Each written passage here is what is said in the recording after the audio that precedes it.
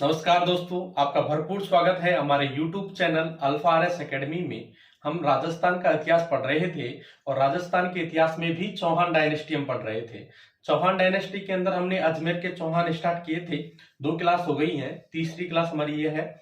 और हम अगर पिछली क्लास की बात करें तो पिछली क्लास में सबसे पहले हमने पढ़ा था अजय राज। अजय राज वो चौहान राजा है जिसने सांभर के चौहानों को अजमेर शिफ्ट किया।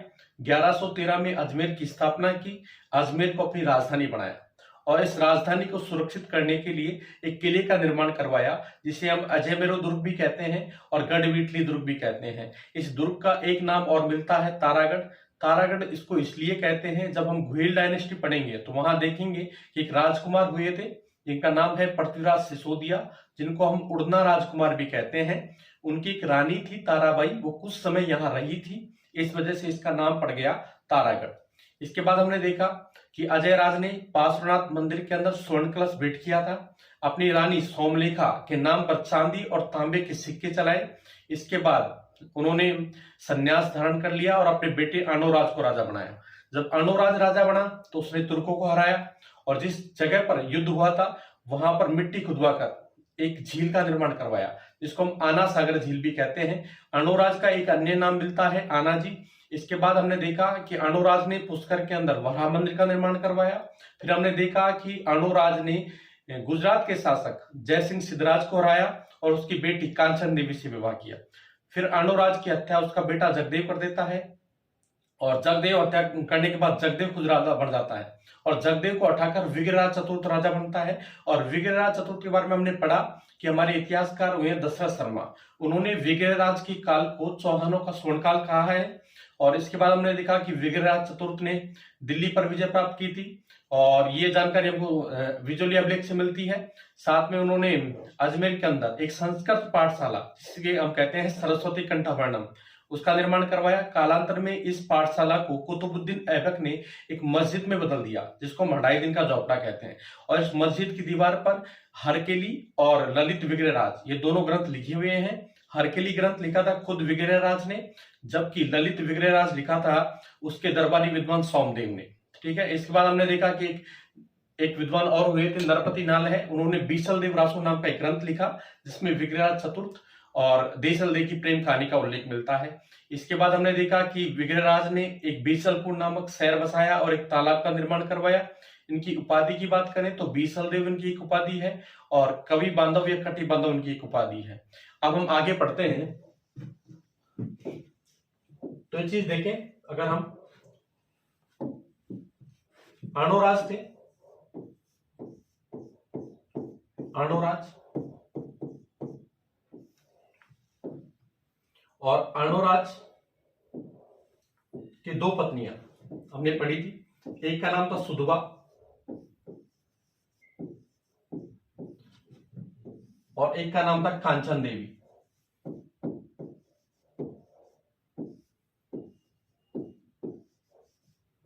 सुधवा से इन्हें 2 पुत्रों की प्राप्ति होती है। एक का नाम है जगदेव और एक का नाम है विग्रहराज चतुर्थ।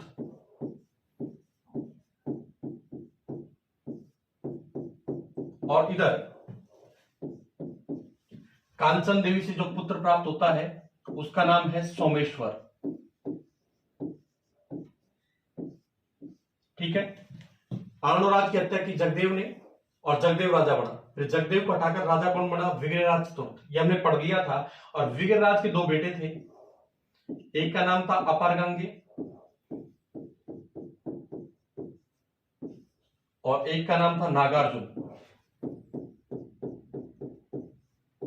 ठीक है। तो विग्रहराज चतुर्थ के बाद राजा बनता है कौन? अपारगंगे। लेकिन अपारगंगे बहुत ही कमजोर शासक निकला और जगदेव का एक बेटा था पृथ्वीराज सेकंड,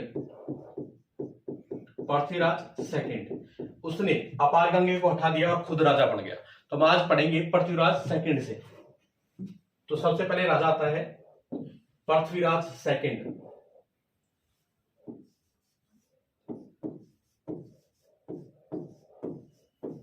पृथ्वीराज सेकंड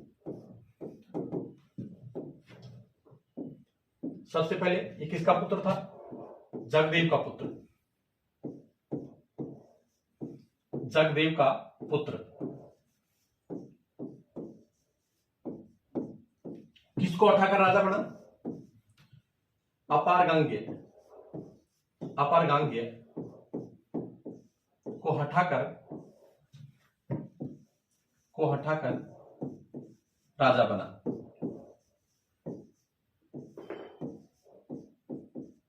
राजा बना। इसने हांसी में एक अभिलेख लगाया और हांसी के उस अभिलेख से एक जानकारी हमको मिलती है। पहली बार मैंने देखा कि हांसी का अभिलेख चौहानों को चंद्रवंशी बताता है, जब हम इनकी उत्पत्ति की सिद्धांत पढ़ रहे थे। साथ में वो हांसी का अभिलेख है, ये ध्यान रखना है, पृथ्वीराज सेकंड के टाइम का है। तो हांसी के अभिलेख से हमको जानकारी मिलती है, हांसी के अभिलेख के अनुसार, अभिलेख के अनुसार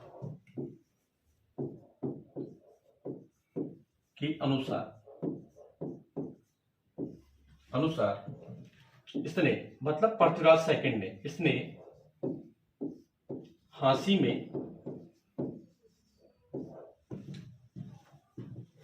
कहां पड़ती है? वर्तमान हरियाणा में। हांसी में एक किले का निर्माण करवाया, एक किले का निर्माण करवाया, किले का निर्माण करवाया। तो हांसी के अंदर एक किले का निर्माण किसने करवाया? पृथ्वीराज सेकंड ने। और इस बात की जानकारी हमको कहां से मिलती है? हांसी के अभिलेख से हमको इस बात की जानकारी मिलती है। ठीक है। अब हांसी में किला बनाया तो इस किले का एक प्रशासक भी ये बनाएगा जो इस किले को संभालेगा। इसने क्या किया? तथा अपने मामा गुहिल किलहन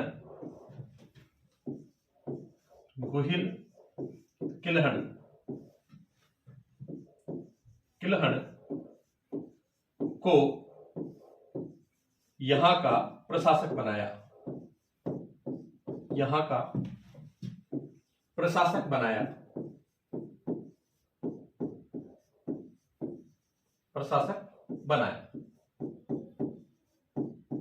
तो अगर हम बात करें पृथ्वीराज सेकंड की, तो ये था जगदेव का पुत्र, अपारगंगे को हटाकर राजा बना। ठीक है। साथ में हांसी के अभिलेख से हमको जानकारी मिलती है कि हांसी के अंदर इसने एक किले का निर्माण करवाया था और उस किले का प्रशासक बनाया अपने मामा गुहिल किलहन को। इसके बाद एक मंदिर इसने बनवाया था जिसे कहते हैं रूठी रानी का मंदिर, रूठी रानी का मंदिर।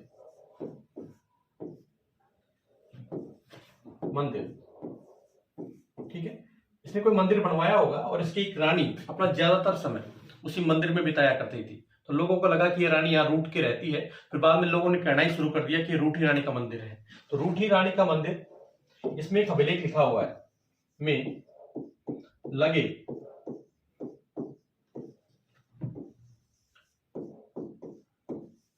धौड़ अभिलेख के अनुसार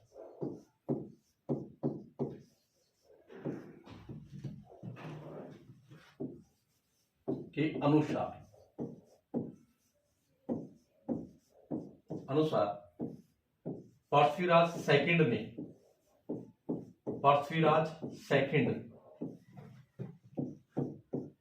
ने राज्य अपने बाहुबल से प्राप्त किया था।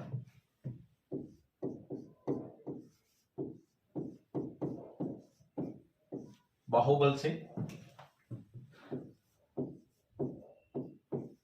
प्राप्त किया था।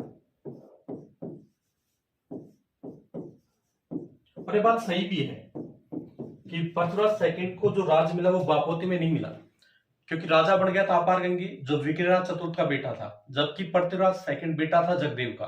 तो ये क्या करता है? अपारगंगी को अपने बाहुबल से हटाता है और खुद राजा बनता है। और ये जानकारी हमको किससे मिलती है? धौड़ अभिलेख में, धौड़ अभिलेख से। और धौड़ अभिलेख लगा कहां हुआ है? रूठी रानी मंदिर में। ठीक है। इसके बाद इस अभिलेख में इसकी एक रानी का नाम भी उल्लेखित है। इस अभिलेख में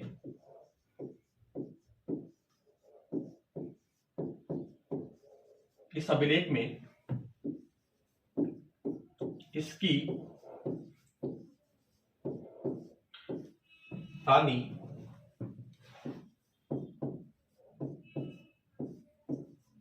सुहाव देवी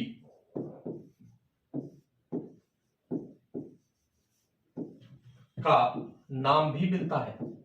इस अभिलेख के अंदर इसकी एक रानी थी सुहाव देवी, उसका नाम भी लिखा हुआ है, नाम भी मिलता है। और ये जो रानी थी सुहाव देवी, ये भगवान शंकर की बहुत बड़ी भक्त थी। तो इसके लिए पृथ्वीराज सेकंड ने क्या किया, एक मंदिर का निर्माण करवाया और उस मंदिर का नाम भी इसी रानी के नाम पर लिखा। ध्यान रखना, पृथ्वीराज सेकंड ने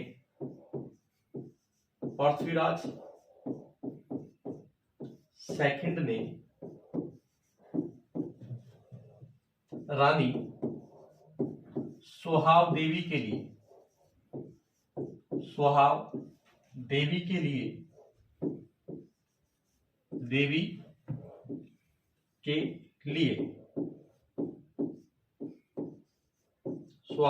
के लिए मेनाल, भीलवाड़ा में एक जगह पड़ती है मेनाल में सुहेश्वर मंदिर का निर्माण करवाया।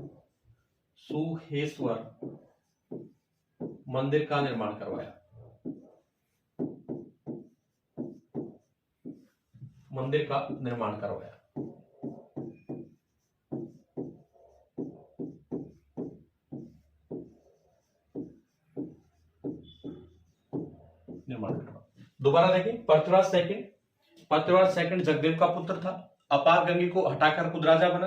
ठीक है, इसके बाद हमने देखा कि हांसी के अभिलेख से हमको एक जानकारी मिलती है कि इसने हांसी के अंदर एक किले का निर्माण करवाया और उस किले का प्रशासक अपने मामा गुहिल किल्लर को नियुक्त किया। इसके बाद रूठी रानी मंदिर है, ठीक है, उसमें एक अभिलेख लगा हुआ है दौड़ अभिलेख। उसके अनुसार पृथ्वीराज सेकंड ने जो अपना राज्य है वो बाहुबल से प्राप्त किया था। ठीक है, और इस अभिलेख के अंदर पृथ्वीराज सेकंड की एक पत्नी है सुहाव देवी, उसका नाम भी मिलता है और इसने अपनी पत्नी सुहाव देवी के नाम पर एक मंदिर का निर्माण करवाया और उस मंदिर का नाम है सुहेश्वर मंदिर। ठीक है, पृथ्वीराज सेकंड की निसंतान मृत्यु हो जाती है, इसके कोई बेटा नहीं था, तो अब राजा बनते हैं सोमेश्वर। राजा कौन बनेंगे, सोमेश्वर।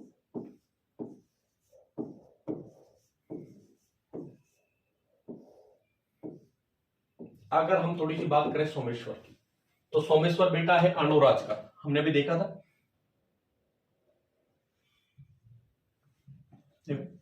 अणुराज की पत्नी कांचन देवी जो जयसिंह सिद्धराज गुजरात का शासक था उसकी बेटी थी, और अणुराज का जो कांचन देवी से जो पुत्र प्राप्त हुआ उसका नाम है सोमेश्वर।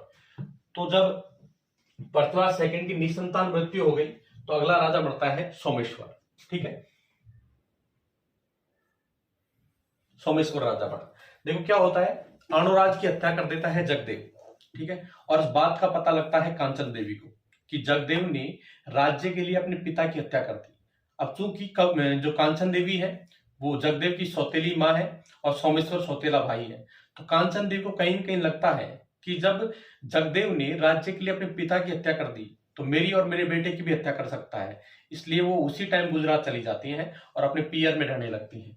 तो जो सोमेश्वर है इसका बचपन गुजरता है कहां पे, गुजरात में।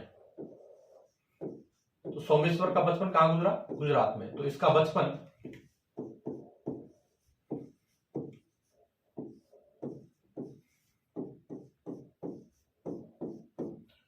गुजरात में गुजरा। इसका बचपन कहां गुजरा, गुजरात में गुजरा। ठीक है, और बड़ा वीर आदमी, बहुत इसकी वीरता के चर्चे आसपास हो रखे थे। और वहां गुजरात में एक शासक थे कुमारपाल, गुजरात के एक शासक थे कुमारपाल। कुमारपाल कहां के शासक हैं, गुजरात के।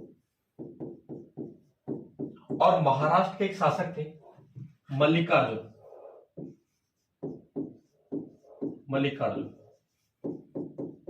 और ये शासक कहां के हैं, महाराष्ट्र के। ठीक है, और ये मल्लिकार्जुन बार बार कुमारपाल पर अटैक करता और कुमारपाल को परेशान करता। इस बात से कुमारपाल भी बहुत परेशान था। तो फिर कुमारपाल ने सोमेश्वर को तैयार किया मल्लिकार्जुन से लड़ने के लिए। देखो सोमेश्वर ने क्या किया, मल्लिकार्जुन को महाराष्ट्र में जाकर हराया। तो आगे लिखेंगे, सोमेश्वर ने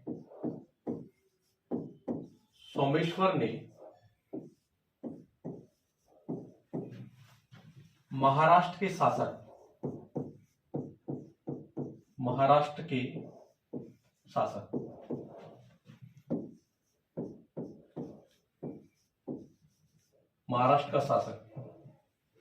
महाराष्ट्र के शासक मल्लिकार्जुन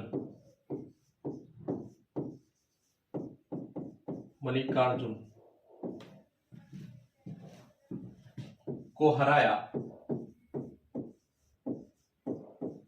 जो कि कुमारपाल का और कुमारपाल कहां का राजा है, गुजरात का। ब्रैकेट में हम लिखेंगे गुजरात। कुमारपाल का शत्रु था। देखो पहले क्या होता था कि राजा महाराजाओं की जो पब्लिसिटी होती थी वो युद्धों के आधार पे होती थी कि उस राजा ने ये युद्ध जीत लिया। पहले ये तो हुआ नहीं करता था कि आरएस की एग्जाम दी और ये उसमें क्वालिफाई कर गया। तो जब इसने युद्ध जीता तो इसकी पब्लिसिटी पहुंची, तो आसपास के लोग इससे अपनी बेटी का विवाह करना चाह रहे थे। तो उसी टाइम पे चेदी एक डायनेस्टी है, चेदी एक राज्य है। चेदी के राजा अचलराज कलचुरी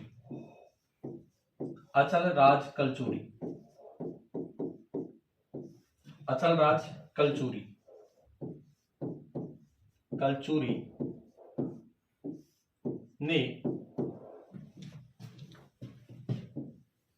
अपनी पुत्री, और पुत्री का नाम है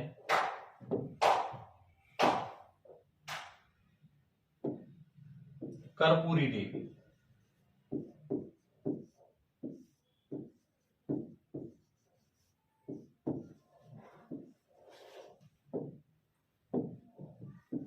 का विवाह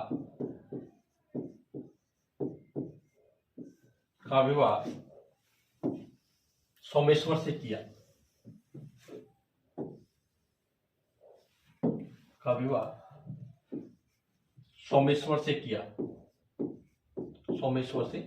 क्योंकि पहले यही होता था कि कोई भी अगर वीर राजा है तो उससे लोग अपनी बेटी की शादी करना चाह रहे थे। तो जब इसने ये महाराष्ट्र के शासक मल्लिकार्जुन को हराया तो इसकी पब्लिसिटी पहुंची पहली, और फिर चेदी के एक राजा थे अचलराज कलचुरी, और उनकी एक बेटी थी जिसका नाम है कर्पूरी देवी।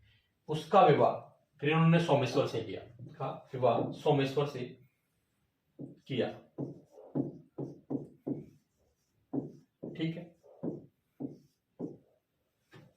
अब देखो इधर क्या हो गया, पृथ्वीराज सेकंड, अजमेर की बात कर रहे हैं। पृथ्वीराज सेकंड की निसंतान मृत्यु हो गई। तो यहाँ के जो सामंत थे उनको पता था कि कांचन देवी गुजरात में रह रही है और उसका बेटा है सोमेश्वर, और अब तो उसकी शादी भी हो गई है। तो फिर ये यहाँ के लोग, अजमेर के लोग गुजरात जाते हैं और इसको फिर वहां से लेकर आते हैं कि आप अजमेर के राजा बनोगे। तो ये फिर आते हैं अजमेर, और अजमेर में आकर ये क्या करते हैं, अपने पिता और खुद की मूर्ति लगवाते हैं। तो सोमेश्वर ने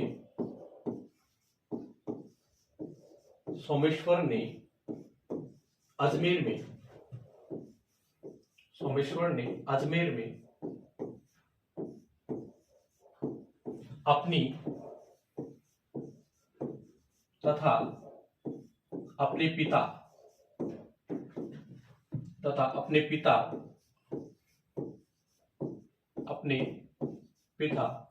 अर्णोराज की मूर्ति लगवाई।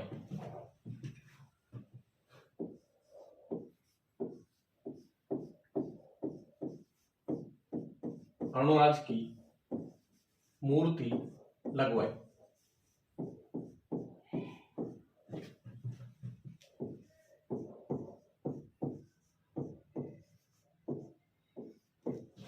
ठीक है। और एक चीज देखें, इन्होंने क्या किया था, एक मंदिर है पार्श्वनाथ मंदिर।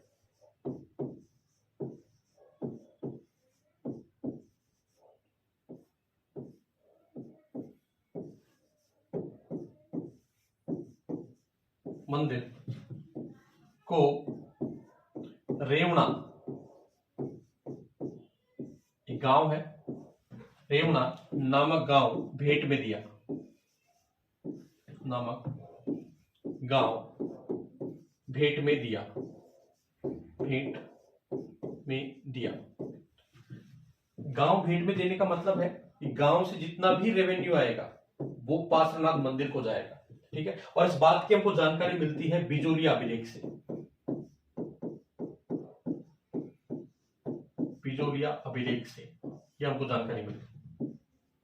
तो बिजोलिया अभिलेख के अनुसार, बिजोलिया अभिलेख के अनुसार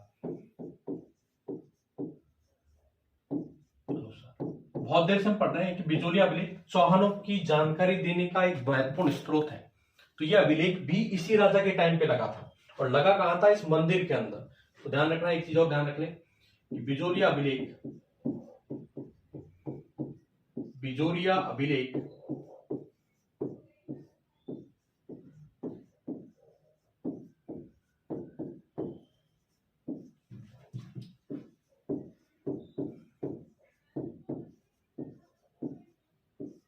सोमेश्वर के समय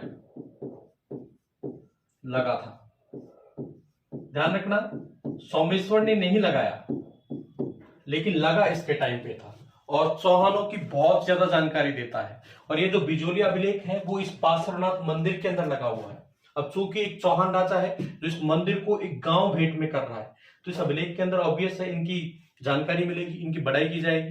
तो अब हम पढ़ेंगे बिजोलिया अभिलेख के बारे में, काफी महत्वपूर्ण है, यहां से कई बार क्वेश्चन बढ़ जाते हैं। तो हम पढ़ रहे हैं किसके बारे में? बिजोलिया अभिलेख, बिजोलिया अभिलेख।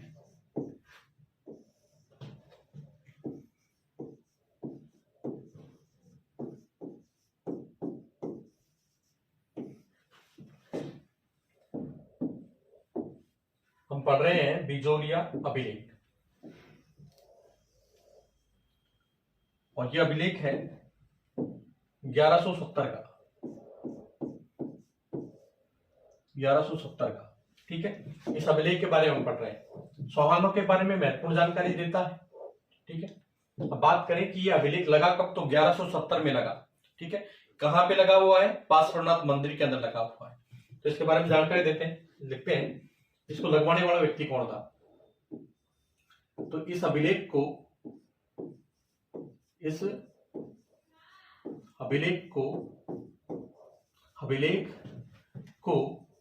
दिगंबर जैन, हम जानते हैं जैनों की दो शाखाएं होती है, एक दिगंबर एक श्वेतांबर।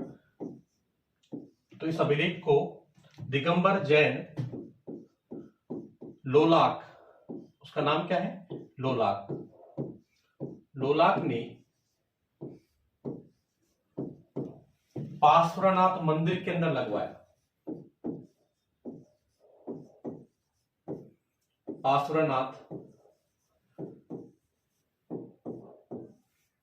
मंदिर में लगवाया, मंदिर में लगवाया। तो पहली बात तो कि बिजोलिया अभिलेख कब का है? 1170 ईस्वी का। इस टाइम चौहान राजा कौन थे? सोमेश्वर। इसको लगवाने वाला व्यक्ति कौन था? लोलाक। कहां लगवाया? पार्श्वनाथ मंदिर के अंदर, ठीक है। दूसरी बात, इस अभिलेख के जो रचनाकार हैं, रचनाकार मतलब जैसे सपोज करो मैं आपको पढ़ा रहा हूं, तो जो मैं कंटेंट दे रहा हूं इसके मैं रचनाकार हो गया, आप लिख रहे हो तो आप हो जाओगे राइटर या लेखक, और आप अपने भाई या बहन से घर जाके कहो कि आप इसको दीवार पे लिख दो, वो हो जाएगा उत्कीर्णकर्ता। तो यहां तीन चीजें हमको मिलेंगी, एक होगा रचनाकार, एक होगा लेखक, एक होगा उत्कीर्णकर्ता। तो सबसे पहले आता है रचनाकार। तो उसके रचनाकार हैं, गुणी व्यक्ति चाहिए रचना करने के लिए, गुणभद्र। फिर आता है लेखक, जिसने कागज पे लिखा होगा, लेखक, उसका नाम है केशव। इसके बाद आता है उत्कीर्णक, जिसने इसको दीवार पर उत्कीर्ण किया होगा, उसका नाम है गोविंद।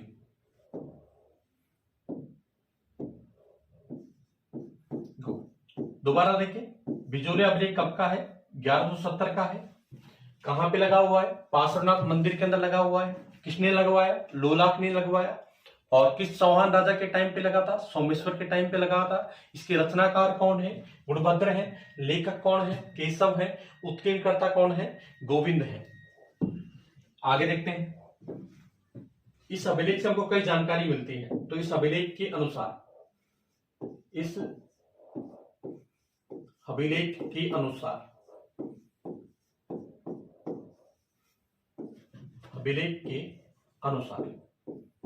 देखो, हम जब चौहानों की उत्पत्ति के सिद्धांत पढ़ रहे थे तो हमने एक चीज देखी थी कि चौहानों को कई जगह पर ब्राह्मण वंश भी बताया गया है।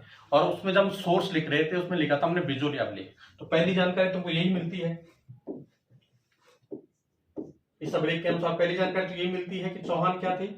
वत्स गोत्रीय ब्राह्मण। चौहान वत्स गोत्रीय ब्राह्मण थे।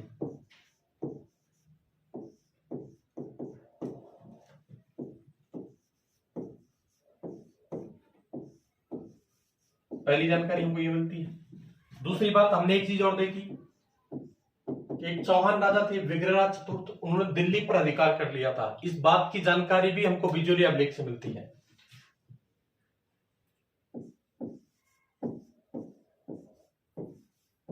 विग्रहराज चतुर्थ ने, जिसको हम बीसल देव भी कहते हैं, विग्रहराज चतुर्थ ने दिल्ली, और दिल्ली का नाम उस टाइम दिल्ली नहीं हुआ करता था, इसका नाम हुआ करता था दिल्ली का।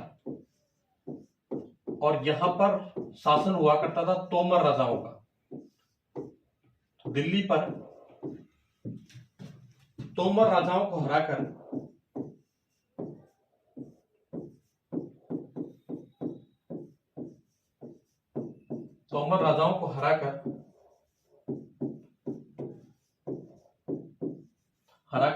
अधिकार कर लिया।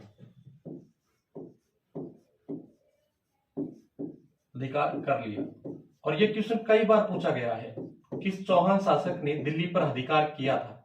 और लोग गलती से यहां कर देते हैं पृथ्वीराज थर्ड, लेकिन ध्यान रखना है दिल्ली पर अधिकार करने वाला चौहान राजा था विग्रहराज चतुर्थ। ठीक है, और देखिए,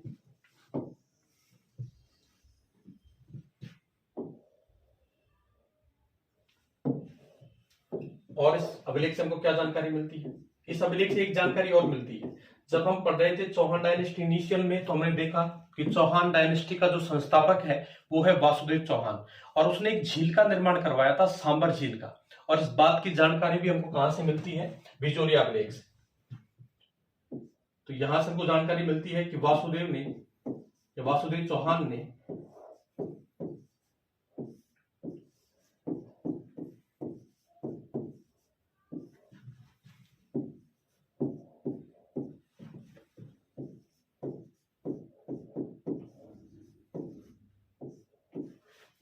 सांबर झील का निर्माण करवाया था। सांबर झील का निर्माण करवाया था।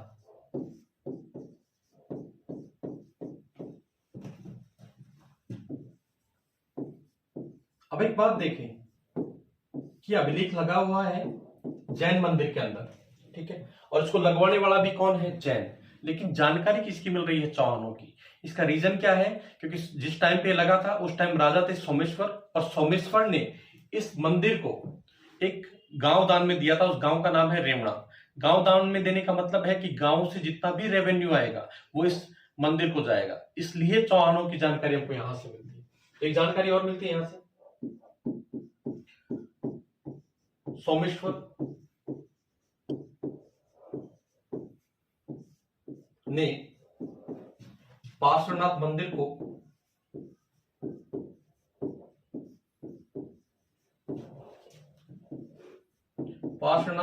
को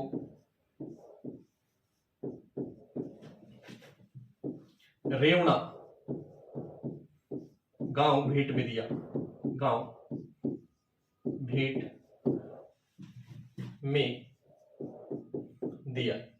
ये भी जानकारी हमको यहां से मिलती है। इसके अलावा यहाँ पर हमको जैन धर्म के और शैव धर्म के जो तीर्थ स्थल हैं उनके भी प्राचीन नाम मिलते हैं। तो कुछ शहर हैं जिनके प्राचीन नाम यहाँ मिले हुए हैं, तो मैं लिख लेता हूं।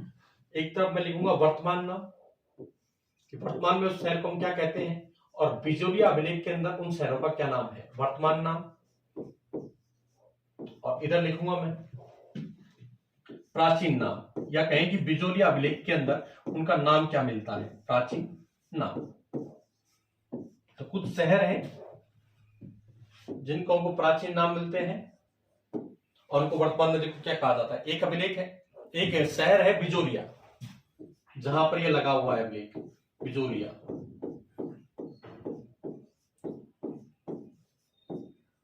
और इसका प्राचीन नाम, या कहें बिजोलिया अभिलेख के अंदर जो नाम मिलता है वो मिलता है विजयावल्ली।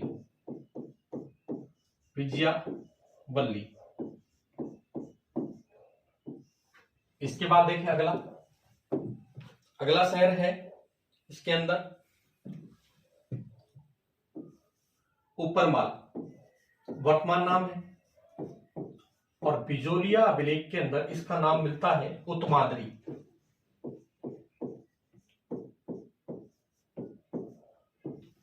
इसके बाद देखिए अगला शहर है आपके मांडलगढ़।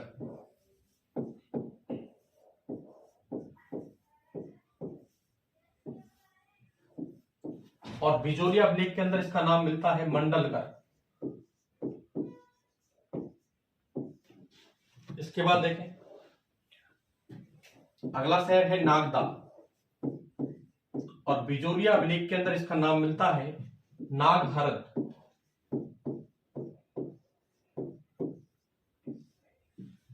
इसके बाद देखें आप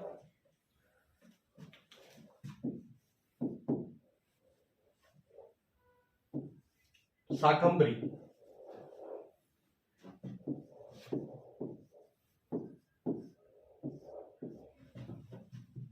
इसका नाम मिलता है सांबर।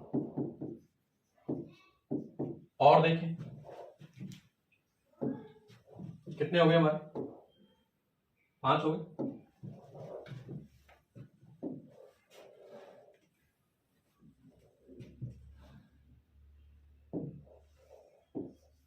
नागौर, ये वर्तमान नाम है और इसका प्राचीन नाम मिलता है अही छत्रपुर।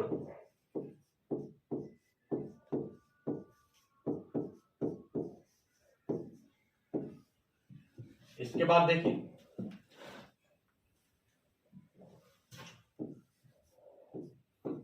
नाडोल है, पाली का एक इलाका है, इसका प्राचीन नाम मिलता है नड्डुल। इसके अलावा भीनमाल, इसका भी प्राचीन नाम मिलता है श्रीमान। तो ध्यान रखना बिजोलिया अभिलेख कई शहरों के प्राचीन नामों की भी जानकारी देता है। जैसे दोबारा देखें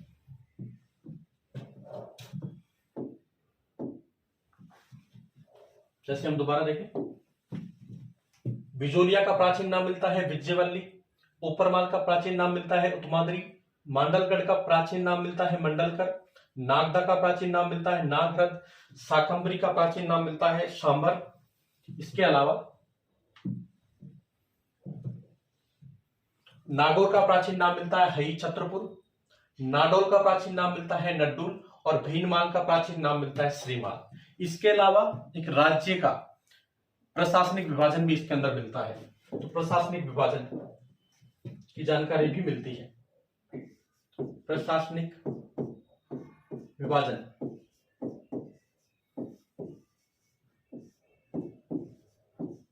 और ये प्रशासनिक विभाजन देखो कैसे मिलता है। देश, फिर आएगा पतन, फिर आएगा पूर्व, फिर आएगा पल्ली और फिर आएगा ग्राम। ठीक है, तो ध्यान रखना बिजोलिया अभिलेख के अंदर प्रशासनिक विभाजन की जानकारी भी मिलती है। देश, फिर पतन, फिर पूर्व, फिर पल्ली, फिर ग्राम। अगर वर्तमान की बात करें देश, उसके बाद में राज्य, राज्य के बाद में जिला, जिला के बाद में तहसील और तहसील के बाद में गांव। ठीक है, तो ध्यान रखना किस अभिलेख से प्रशासनिक विभाजन की जानकारी मिलती है। तो यह अभिलेख है बिजोलिया का अभिलेख। ठीक है, तो ये हमने पढ़ा बिजोलिया अभिलेख के बारे में और सोमेश्वर के बारे में। अब अगले राजा लिखेंगे हम पृथ्वीराज थर्ड, जो काफी महत्वपूर्ण राजा है। तो अगले राजा हम पढ़ेंगे पृथ्वीराज थर्ड।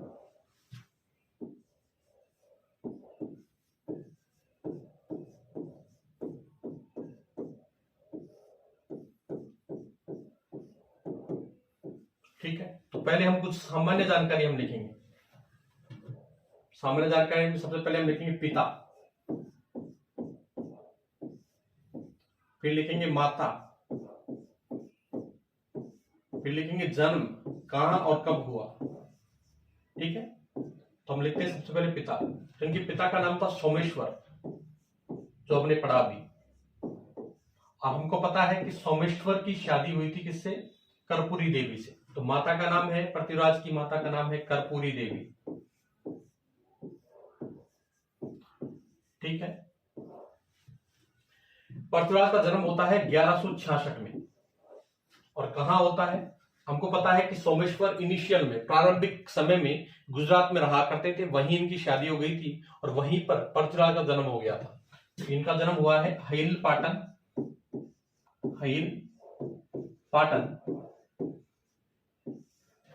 गुजरात में।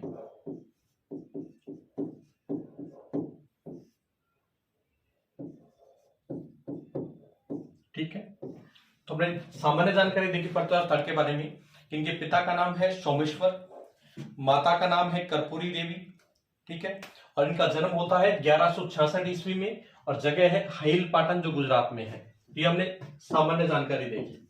इसके बाद देखें 1177 में सोमेश्वर की मृत्यु हो जाती है। तो ये 1177 में सोमेश्वर की मृत्यु होगी,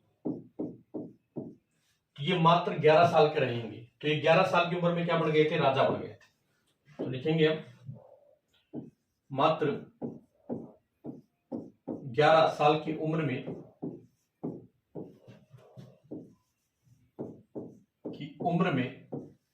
राजा बने,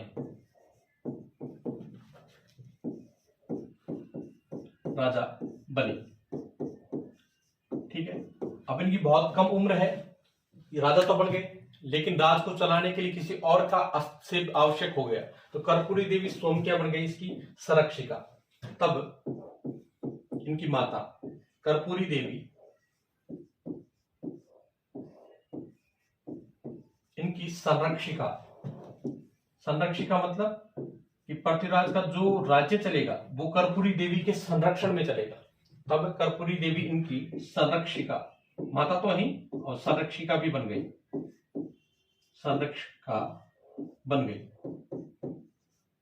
बन गई। अब एक चीज आप देखें,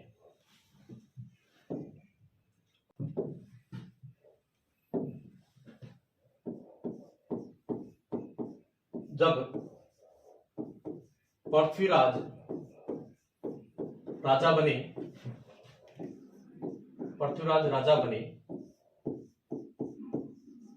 तब नागार्जुन, अब बात करें नागार्जुन कौन था? हम यहां लिख सकते हैं ब्रैकेट के अंदर विग्रहराज चतुर्थ का बेटा, विग्रहराज चतुर्थ का बेटा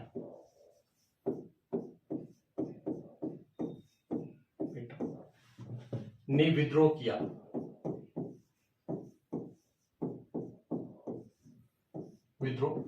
अब एक चीज देखें, हमने इनिशियल में पढ़ा था जब हम विग्रहराज चतुर्थ पढ़ रहे थे कि विग्रहराज चतुर्थ ने दिल्ली पर अधिकार कर लिया। अब राजा अजमेर का पृथ्वीराज है, तो पृथ्वीराज का भी दिल्ली पर अधिकार रहेगा।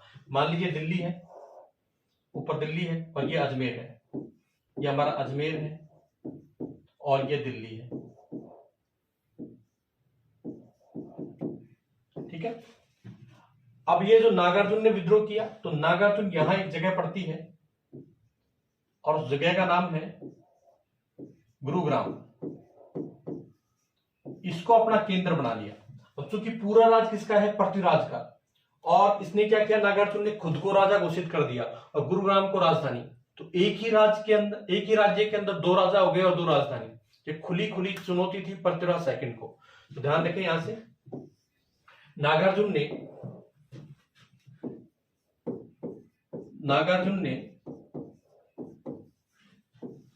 गुरुग्राम, देखो इसको गुरुग्राम क्यों कहते हैं? गुरुग्राम अगर इसका हम विग्रह करें तो गुरु का ग्राम यानी गुरु का गांव, और गुरु कौन थे महाभारत काल में? द्रोणाचार्य। तो ऐसा कहा जाता है कि ये द्रोणाचार्य का गांव था, इसलिए इसका नाम पड़ गया गुरुग्राम। ठीक है, वर्तमान में गुड़गांव भी कहते हैं, गुरुग्राम भी कहते हैं। नागार्जुन ने गुरुग्राम को अपना केंद्र बनाया,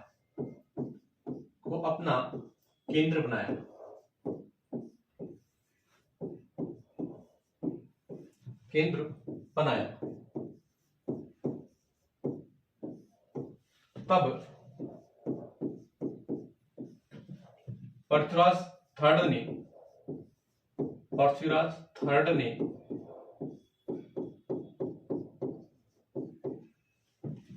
इसके विद्रोह को दबाया।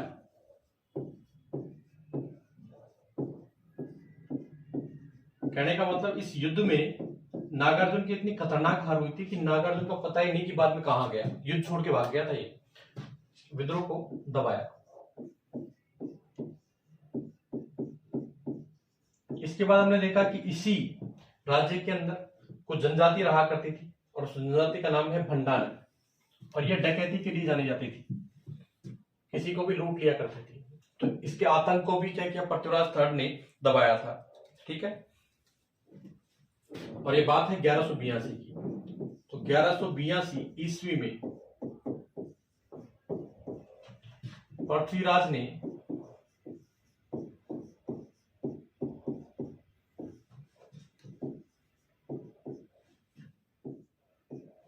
भंडानकों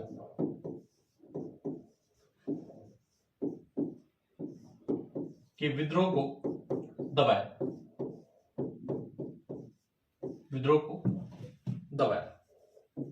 तो हमने दो चीज पढ़ी पृथ्वीराज के बारे में, एक तो इसने नागार्जुन के विद्रोह को दबाया और एक भंडानक जनजाति रहा करती थी उसके विद्रोह को भी दबाया। कब? 1182 में। अब एक चीज हम समझेंगे, पहले मैं हेडिंग लिख देता हूं, महोबा का युद्ध।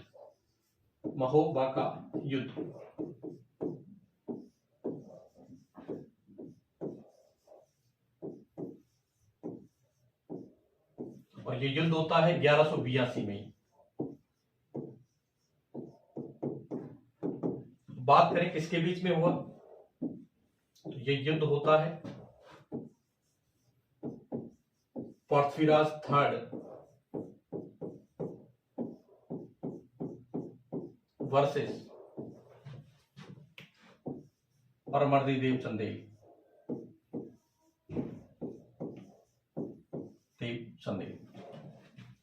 पृथ्वीराज थर्ड की बात करें तो हमको पता है कि ये अजमेर के राजा थे।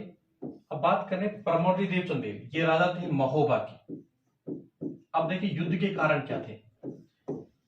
देखो अगर पड़ोसी राज्य स्ट्रांग होगा, मजबूत होगा, तो पड़ोसी चाहेगा कि वो मजबूत नहीं हो, क्योंकि अगर वो मजबूत हो गया तो उसको भी तो ये लगता है कि ये अपने ऊपर भी अटैक कर सकता है। तो पृथ्वीराज थर्ड बहुत मजबूत हो गया था, तो परमर्दिदेव चंदेल इसको कमजोर करना चाह रहा था। और पृथ्वीराज थर्ड के कुछ सैनिक किसी अभियान के लिए गए थे, जब वापस लौट रहे थे तो उन सैनिकों को बंदी बना लिया था परमर्दिदेव चंदेल ने। और ये बात जब पृथ्वीराज थर्ड को पता लगती है तो पृथ्वीराज थर्ड परमर्दिदेव चंदेल पे अटैक करता है, और इस युद्ध का नाम है महोबा का युद्ध। और इस युद्ध में जीतता कौन है? पृथ्वीराज थर्ड विजयी रहा। लेकिन यहां एक बात और ध्यान रखनी है, दो नाम और मिलते हैं यहां पे, एक है आला और एक नाम है उदल, और ये दोनों सेनापति थे परमर्दिदेव चंदेल के सेनापति।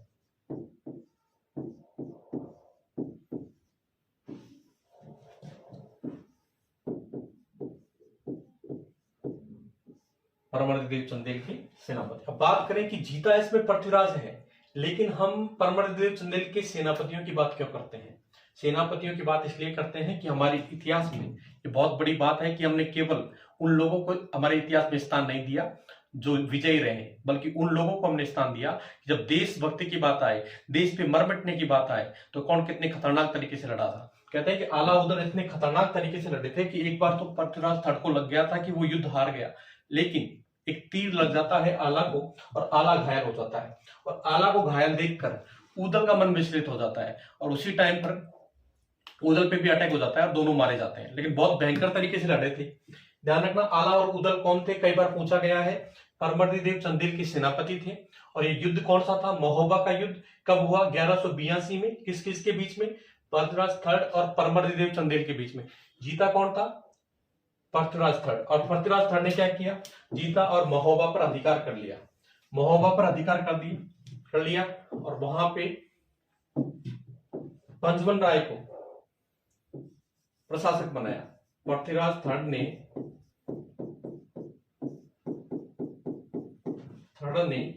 पंचमन राय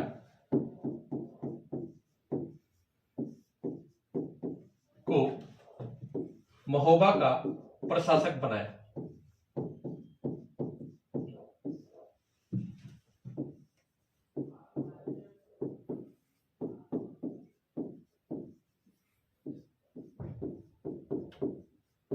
महोबा का प्रशासक बनाया। इसके बाद देखें, एक अगला युद्ध आता है नागौर का युद्ध। नागौर का युद्ध, नागौर का युद्ध, और यह युद्ध होता है 1184 में। अब बात करें कि युद्ध किस किस के बीच में हुआ, तो ये युद्ध हुआ, एक तो अजमेर के शासक हम जानते हैं पृथ्वीराज थर्ड, और ये कहां के शासक हैं, ये शासक हैं अजमेर के, Prithviraj third versus Bhim second. और भीम सेकंड चालुक्य शासक हैं कहां के, गुजरात के।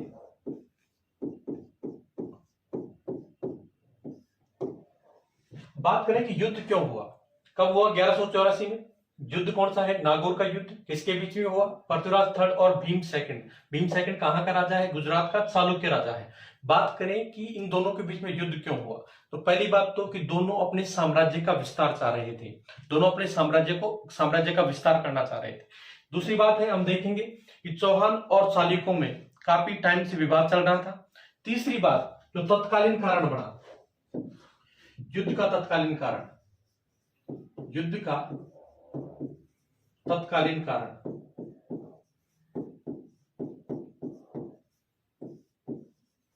इस चीज को सुने कि आबू की परमार राजकुमारी थी और उसका नाम था इच्छिनी देवी, और उससे दोनों विवाह करना चाह रहे थे। पृथ्वीराज थर्ड भी विवाह करना चाह रहा था और भीम सेकंड भी विवाह करना चाह रहा था, लेकिन इच्छा पूरी होती है पृथ्वीराज थर्ड की। कहने का मतलब पृथ्वीराज थर्ड ने इच्छिनी देवी से विवाह कर लिया। इस बात से भी भीम सेकंड नाराज था। यहां हम लिख सकते हैं तत्कालीन कारण में दोनों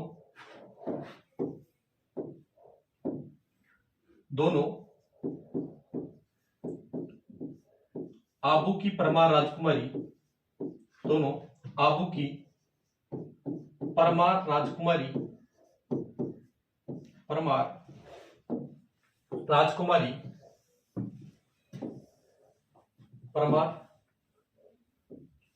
राजकुमारी इच्छिनी देवी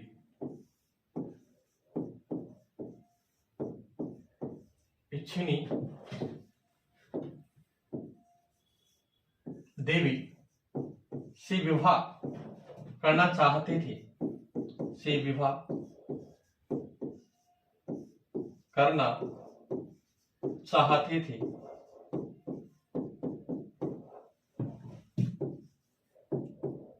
लेकिन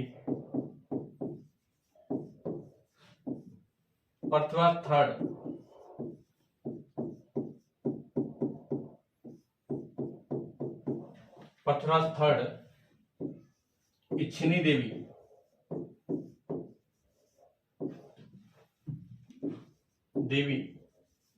से विवाह कर लेता है,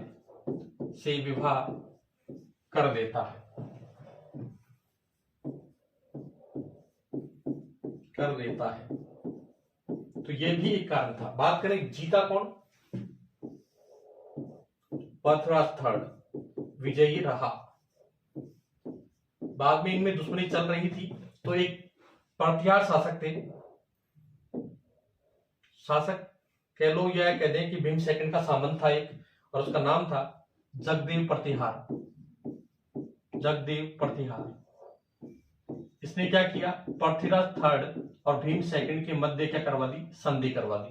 तो ये भी आप ध्यान रख सकते हैं, किसने, भीम सेकंड और पृथ्वीराज थर्ड के बीच में संधि करवाई थी, तो वो व्यक्ति था जगदेव प्रतिहार। और युद्ध कौन सा था, नागौर का युद्ध कब हुआ, 1184 में पृथ्वीराज थर्ड और भीम सेकंड के बीच में। और विजयी कौन रहा, पृथ्वीराज थर्ड, और दोनों के बीच में संधि किसने करवाई, जगदेव प्रतिहार ने। इसके बाद देखिए आगे, चौहान घेटवाल विवाद। चौहान घेटवाल विवाद, थोड़ा इसको समझे।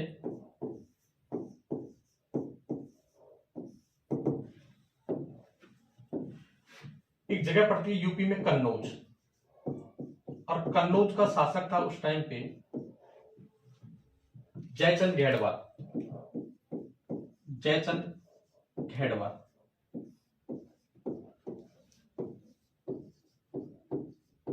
और हमारे इधर है अजमेर, और अजमेर के राजा है पृथ्वीराज थर्ड। अब चूंकि पृथ्वीराज थर्ड का अधिकार है दिल्ली पर, और एक कन्नौज का जो जयचंद घेटवाल है ये भी चाहता है दिल्ली पर अधिकार करना। तब अधिकार इसका है और ये अधिकार करना चाहेगा, तो ऑब्वियस है दोनों के बीच में क्या हो जाएगी, दुश्मनी। और एक ग्रंथ हमने पढ़ा था पृथ्वीराज रासो। पृथ्वीराज रासो, इस ग्रंथ में ऐसा बताया गया है कि जयचंद घेटवाल है, इसकी एक राजकुमारी थी संयोगिता, और संयोगिता का पृथ्वीराज थर्ड अपहरण कर लेता है और उससे विवाह कर लेता है। हालांकि इसमें रजामंदी संयोगिता की भी थी, और पृथ्वीराज थर्ड उसका क्या करता है, अपहरण करके और उससे विवाह कर लेता है। तो इन दोनों के बीच में विवाद का एक कारण यह भी है, तो इसको हम लिखेंगे।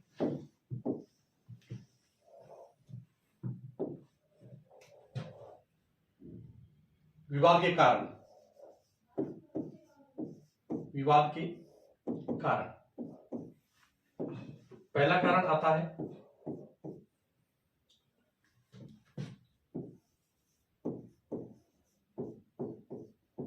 कन्नौज का शासक जयचंद घेटवाल। जयचंद घेटवाल दिल्ली पर अधिकार करना चाहता था, दिल्ली पर अधिकार करना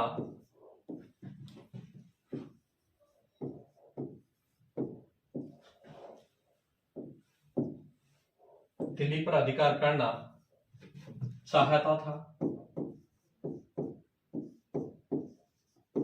जबकि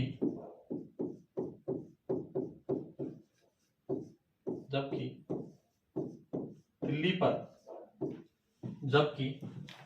पर पृथ्वीराज थर्ड का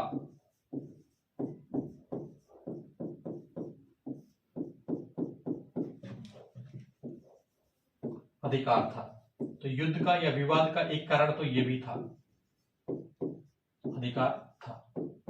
इसके अलावा अभी हमने पढ़ा था महोबा का युद्ध, और उस महोबा के युद्ध में जो परमर्दिदेव चंदेल है उसकी सहायता करता है ये जयचंद घेटवाल, और इस बात से ऑब्वियस है पृथ्वीराज थर्ड क्या हो जाएगा, नाराज हो जाएगा। तो जयचंद घेटवाल ने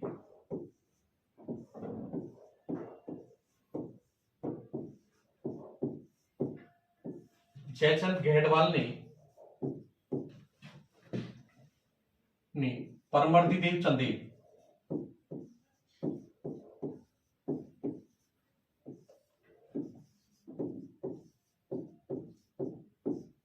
की सहायता की थी, सहायता की थी। इसके बाद एक कारण और हम लिख सकते हैं जो काफी गौण कारण है। अधिकांश इतिहासकार इस बात को नहीं मानते हैं, लेकिन एकमात्र इतिहासकार है दशरथ शर्मा, वो मानते हैं कि यह भी एक कारण था युद्ध का, कि पृथ्वीराज थर्ड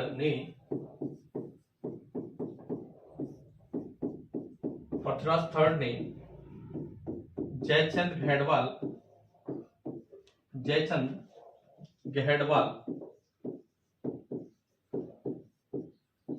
गढ़वाल की पुत्री,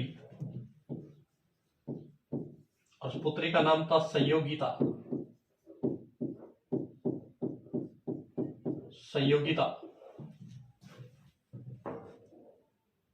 का अपहरण करके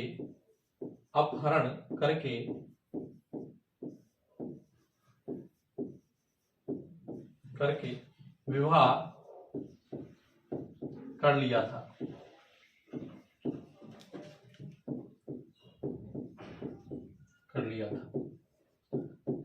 एक चीज और लिखेंगे आप, काफी महत्वपूर्ण है, ये पूछा गया है। अधिकांश इतिहासकार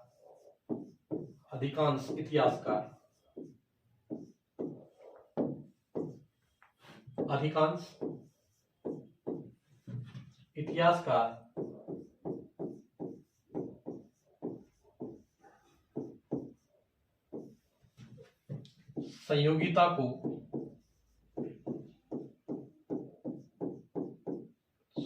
को ऐतिहासिक चरित्र नहीं मानते हैं।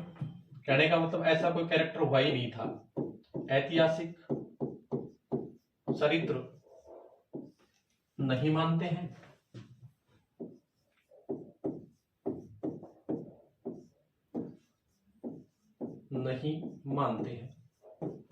हालांकि हमारे एक हिस्टोरियन हुए हैं, एक इतिहासकार मानते हैं, दशरथ शर्मा जी।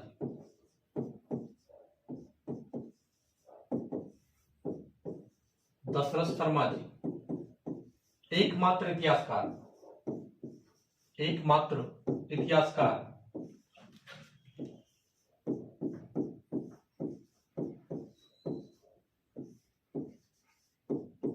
इतिहासकार जिन्होंने संयोगिता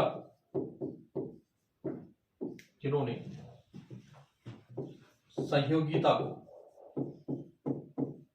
ऐतिहासिक चरित्र माना है। मैंने एग्जाम में पेपर में देखा था क्वेश्चन कि कौन से इतिहासकार हैं जिन्होंने संयोगिता को ऐतिहासिक चरित्र माना है, तो वो कौन है? दशरथ शर्मा जी ऐतिहासिक चरित्र माना है।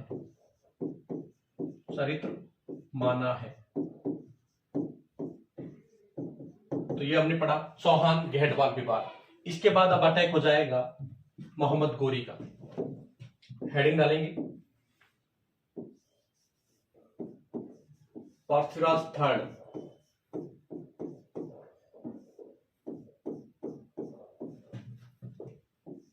और मोहम्मद गोरी।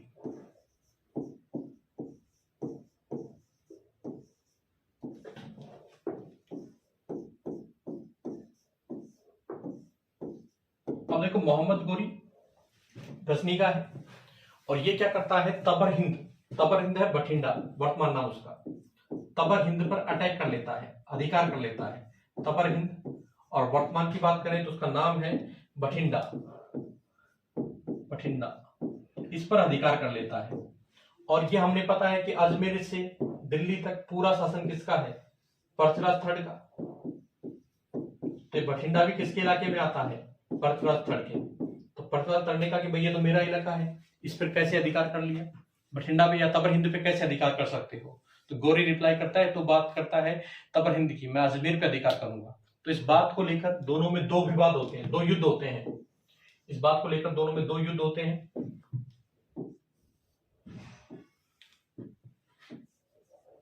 एक है तराइन का प्रथम युद्ध,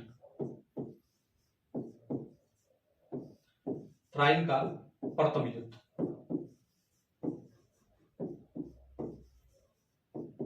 और जो तराइन का प्रथम युद्ध है ये होता है 1191 में। तराइन का प्रथम युद्ध कब होता है? 1191 में। किस किस के बीच में? पृथ्वीराज थर्ड और मोहम्मद गोरी के बीच में, ठीक है।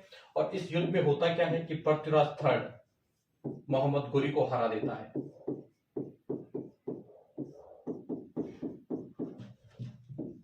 मोहम्मद गोरी को हरा देता है, ठीक है। और इसमें क्या है कि दिल्ली पर अधिकार था पृथ्वीराज थर्ड का और वहां का सामंत था गोविंदराज तोमर। वहां का सामंत कौन था? गोविंदराज तोमर।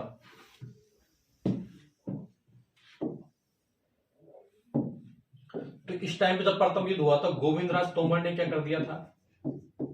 गोविंदराज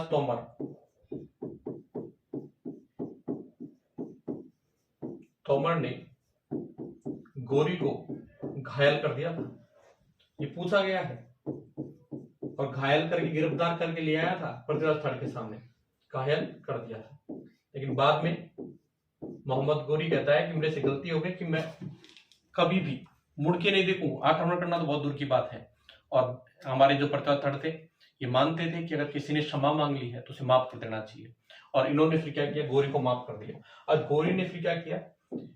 1 साल का टाइम लिया और एक दूसरा युद्ध उसने पृथ्वीराज थर्ड के विरुद्ध कर दिया, तराइन का द्वितीय युद्ध। हुआ क्या था? जब प्रथम युद्ध हुआ और प्रथम युद्ध में गौरी हार गया, गौरी को गिरफ्तार करके पृथ्वीराज थर्ड के सामने लाया गया। तो उसने पृथ्वीराज थर्ड से माफी मांगी कि मैं कभी दोबारा जिंदगी में मुड़ के नहीं देखूंगा, आक्रमण करना तो बहुत दूर की बात है। लेकिन ये जाके बैठ गया वही वापस तराइन के पास में अपने इसने शिविर बना लिया मोहम्मद गोरी ने। तो पृथ्वीराज थर्ड ने पूछा कि भाई अगर तू आक्रमण करने की तेरी नियत नहीं है तो फिर तू यहाँ पर अपना कैंप लगा के क्यों बैठा हुआ है? तो ये कहता है कि गजनी में मेरा भाई राजा बना हुआ है और उसको पता लगेगा कि मैं हार के आया हूं तो मेरे को जान से मार देगा, तो मैं कुछ समय यहाँ रुकूंगा, उसके बाद मैं चला जाऊंगा। बाद में जब लंबे समय तक इसका कैंप लगा तो पृथ्वीराज भी अपना कैंप वहीं लगा देता है इसमें निगरानी के लिए, ठीक है। वहां कैंप लगाया और ये है ना अटैक कर ही नहीं रहा था। इसने क्या किया? बिल्कुल अपनी कूटनीति का प्रयोग किया मोहम्मद गोरी ने। और रात को लगभग 4 या 5 बजे के बीच में, सुबह मॉर्निंग में, इसने अचानक अटैक कर दिया पृथ्वीराज थर्ड पर। और उस टाइम पर पृथ्वीराज थर्ड की सेना सोई हुई थी। और एक बात और देखें कि जब तराइन का प्रथम युद्ध हुआ था उसमें अधिकांश जो वीर योद्धा थे पृथ्वीराज थर्ड के वो काम आ गए थे, तो हार का ये कारण था। तो तराइन के सेकंड युद्ध में क्या होता है? पृथ्वीराज थर्ड हार गया। इसमें पृथ्वीराज थर्ड की हार हुई। तो ध्यान रखना मोहम्मद गोरी के साथ इसके 2 प्रमुख युद्ध हुए। एक तराइन का प्रथम युद्ध जो 1191 में हुआ, एक तराइन का सेकंड युद्ध जो 1192 में हुआ। तराइन के प्रथम युद्ध में पृथ्वीराज विजय होता है, तराइन के द्वितीय युद्ध में पृथ्वीराज थर्ड की हार हो जाती है। तराइन के प्रथम युद्ध में गोविंदराज तोमर, इसने गोरी को घायल कर दिया और गिरफ्तार भी कर लिया था। बाद में इसको लाया गया पृथ्वीराज थर्ड के सामने, वहां गोरी ने माफी मांगी और पृथ्वीराज थर्ड इसको छोड़ देता है, ठीक है। फिर जब सेकंड युद्ध होता है उसमें पृथ्वीराज थर्ड की हार हो जाती है, ठीक है। इसके बाद कई लोग कहते हैं कि पृथ्वीराज थर्ड को यहीं पे मार दिया, लेकिन पृथ्वीराज रासो एक अलग बात बताती है। वो बताती है कि पृथ्वीराज को गजनी ले जाया गया, फिर उसकी आंख फोड़ दी गई, है ना। फिर एक दोहा भी आता है, उस दोहे के अनुसार पृथ्वीराज थर्ड ने शब्द भेदी बाण से मोहम्मद गोरी की हत्या कर दी। लेकिन एक इतिहासकार हुए हैं तत्कालीन टाइम, उसी टाइम के हसन निजामी, और इनकी एक पुस्तक है, एक बुक है, और उस बुक का नाम है ताज उल मासिर। इस पुस्तक में यह कहा गया है कि पृथ्वीराज थर्ड ने कुछ समय के लिए, जब सेकंड युद्ध में हारा तो पृथ्वीराज थर्ड ने कुछ समय के लिए गोरी की अधीनता स्वीकार कर ली, ठीक है। फिर गोरी के अधीन राज करता रहा, लेकिन कुछ समय बाद इसने विद्रोह कर दिया और इस बार गोरी ने इसे पकड़कर मार दिया। और वो जगह है सरस्वती नामक स्थान पर नामक स्थान पर। तो ये हमने पढ़ा पृथ्वीराज थर्ड के बारे में, ठीक है। अब हम देख लेते हैं, इसकी मृत्यु हो जाती है। इसने अपने जीवन में और क्या काम किए थे? तो इसने क्या किया था, एक डिपार्टमेंट बनाया था, कला व संस्कृति विभाग, संस्कृति विभाग, और उसका जो मंत्री नियुक्त किया था, उसका मंत्री नियुक्त किया था पद्मनाभ को। और अगर इनके मंत्रियों की बात करें कि इनके मंत्री कौन थे, पृथ्वीराज थर्ड के मंत्री, ये पूछा जा सकता है आपसे, पृथ्वीराज थर्ड के मंत्री